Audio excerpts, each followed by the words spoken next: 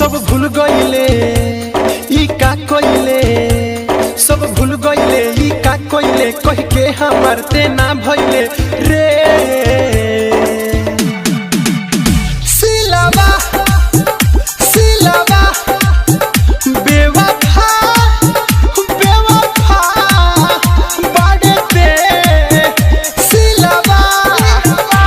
सब भूल गईले ई का कोइले, सब भूल गईले ई का कोइले, कह के हमर ते ना भइले रे।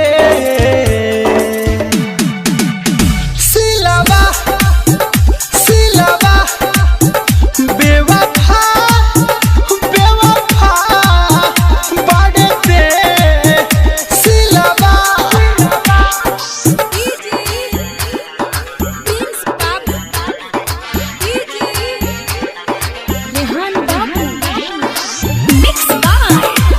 Recording studio Gopalganj Gopalganj.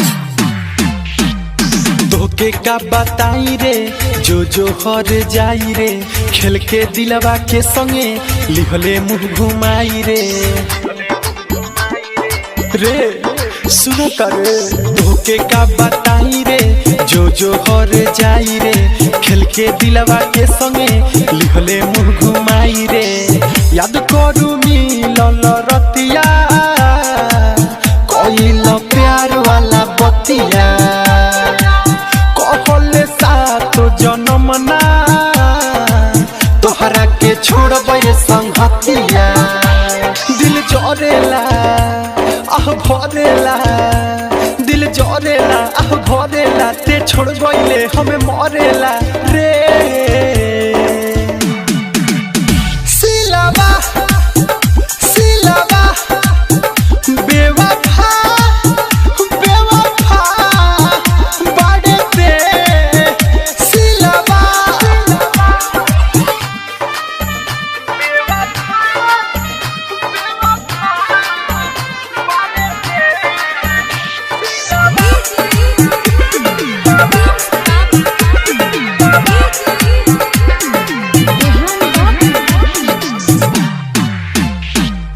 कोइले बाड़े घातरे सुनले एगो बात रे, तेहू खुश रहबे ना दोसारा के साथ रे।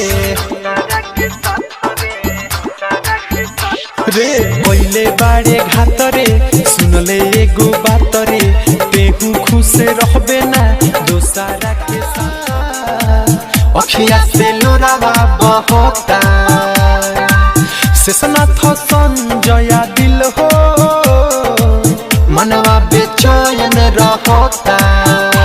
नहीं प्यार कोइले खेलवाड़ कोइले, नहीं प्यार कोइले खेलवाड़ कोइले, सुन झूठा ते इजहार कोइले रे।